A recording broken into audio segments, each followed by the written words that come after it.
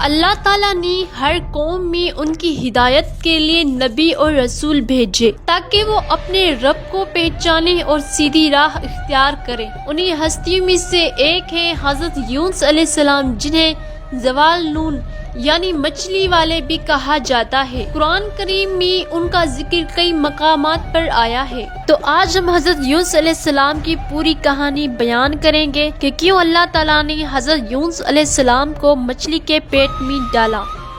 تو جڑے رہیے اس ویڈیو سے آخر تک۔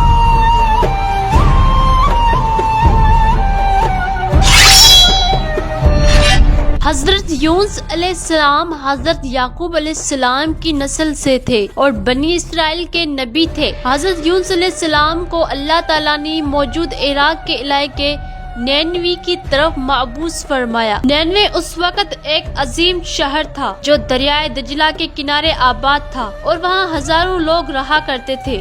یہ لوگ دنیا پرستی اور بت پرستی میں گم تھے۔ وہ اللہ کو چھوڑ کر پتھروں اور بتوں کی پوجا کیا کرتے تھے۔ وہ قوم ظلم، ناانصافی اور گناہوں میں ڈوبے ہوئے تھے۔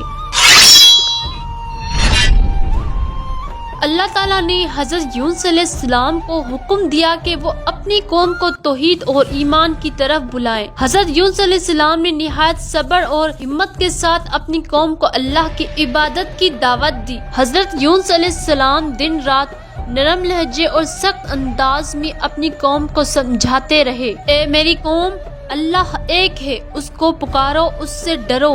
یہ بت تمہارا کچھ نہیں بگاڑ سکتے اور نہ ہی فائدہ دے سکتے ہیں۔ لیکن ان کی قوم نے ان کی دعوت کو نہ مانا۔ وہ ہنستے، مذاق اڑاتے اور انکار کرتے رہے۔ کئی سال تک حضرت یونس علیہ السلام نے لگاتار پیغام دیا لیکن چند ہی لوگ ایمان لائے۔ جب قوم مسلسل انکار کرتی رہی تو حضرت یونس علیہ السلام نے بارگاہ الہی میں دعا کی کہ اے پروردگار، یہ لوگ ہدایت کو قبول نہیں کرتے، اب ان پر تیرا عذاب نازل ہو۔ اللہ تعالیٰ نے ان کی قوم کو مہلت دی لیکن ساتھ ہی حضرت یونس علیہ السلام کو وحی کے ذریعے اطلاع دی کہ اگر یہ لوگ ایمان نہ لائے تو ان پر عذاب نازل ہوگا۔ حضرت یونس علیہ السلام نے اپنی قوم کو عذاب سے خبردار کیا اور کہا اگر تم نے ایمان نہ لایا تو 3 دن کے بعد تم پر عذاب آ جائے گا۔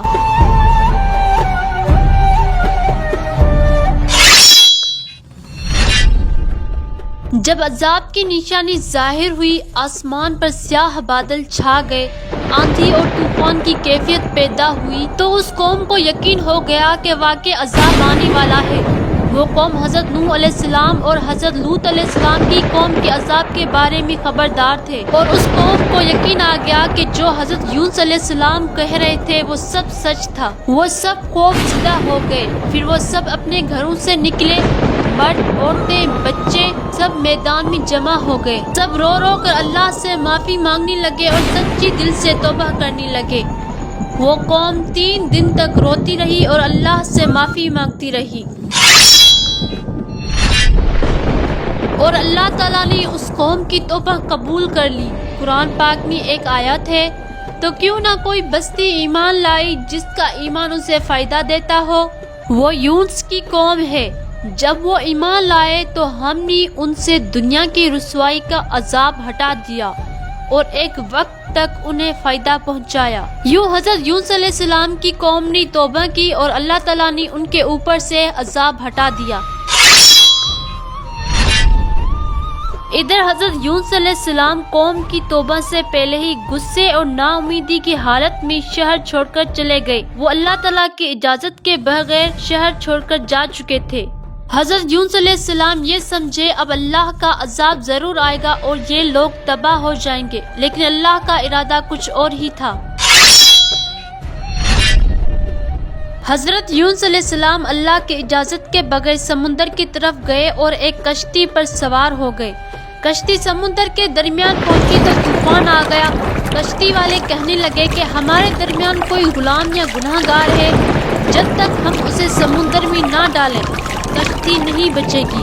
اور کشتی سوار لوگوں نے کریا اندازی کی، یعنی کہ ان لوگوں نے کچھ پرچیوں پر ان لوگوں کے نام لکھے جو کشتی میں سوار تھے، اور جو پہلی پرچی पर्ची उठाई गई और उस पर्ची में जिस शख्स का नाम आएगा समझो वो गुनहगार है और उसी की वजह से ये आफत नाजिल हुई है। जब पहली पर्ची निकाली गई तो उसमें हजरत यूनुस अलैहिस्सलाम का नाम आया। लोगों ने कहा हजरत यूनुस अलैहिस्सलाम तो बड़े नेक आदमी हैं। उन्होंने दोबारा पर्ची निकाली लेकिन दूसरी बार भी हजरत यूनुस अलैहिस्सलाम का नाम आया।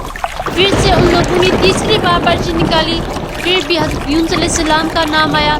ऐसे करते करते उन्होंने कई पर्चियाँ निकाली लेकिन बार बार हजरत यूनुस अलैहिस्सलाम का नाम ही आ रहा था। आखिरकार कश्ती के लोगों ने तंग आकर हजरत यूनुस अलैहिस्सलाम को समुंदर में डाल दिया।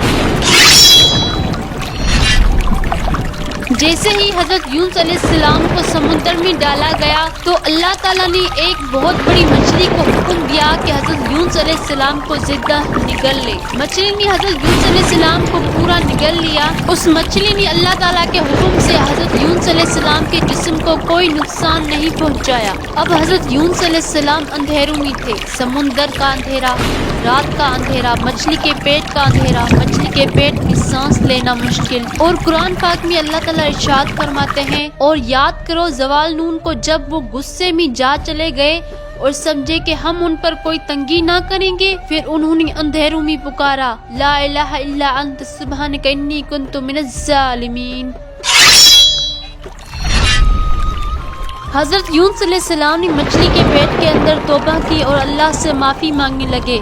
फिर उन्होंने ये दुआ पढ़ी ला इलाहा इल्ला अंत सुब्हानका इन्नी कुन्तु मिनज़ ज़ालिमीन। और हजरत यूनुस अलैहिस्सलाम मछली के पेट में ये दुआ बार बार दोहराते रहे। हजरत यूनुस अलैहिस्सलाम मुसलसल अल्लाह से माफ़ी मांगते रहे और ये दुआ दोहराते रहे। अल्लाह ताला को उनका ये आजिज़ाना कलमा पसंद आया। कुरान पाक में इरशाद है, बस हमने उनकी दुआ कबूल कर ली और उन्हें गम से निजात दी और इसी तरह हम मोमिनों को निजात दिया करते हैं। अल्लाह ताला ने मछली को हुक्म दिया कि हजरत यूनुस अलैहिस्सलाम को किनारे पे डाल दे।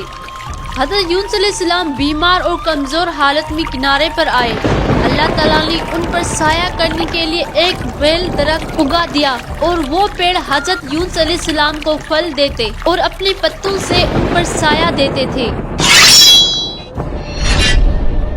और जब हजरत यूनुस अलैहिस्सलाम फिर से सेहत याब हो गए तो अल्लाह ताला ने उन्हें हुक्म दिया कि दोबारा अपनी कौम की तरफ जाएं। उस वक्त उनकी कौम तौबा कर चुकी थी और ईमान ला चुकी थी। और जब हजरत यूनुस अलैहिस्सलाम अपनी कौम के पास वापस गए तो उसकी कौम ने हजरत यूनुस अलैहिस्सलाम को खुशी और मोहब्बत के साथ कबूल किया। यूं हजरत यूनुस अलैहिस्सलाम की कौम एक ऐसी वाहिद कौम बनी जिसने इज्तिमाई तौर पर तौबा की और अल्लाह ताला ने उन्हें हिलाकत और अजाब से बचा लिया।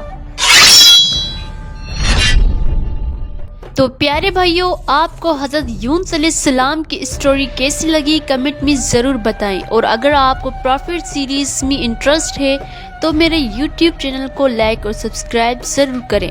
अब हम मिलेंगे अगली स्टोरी में, तब तक के लिए अपने प्यारों के साथ खुश रहिए। अल्लाह हाफिज़।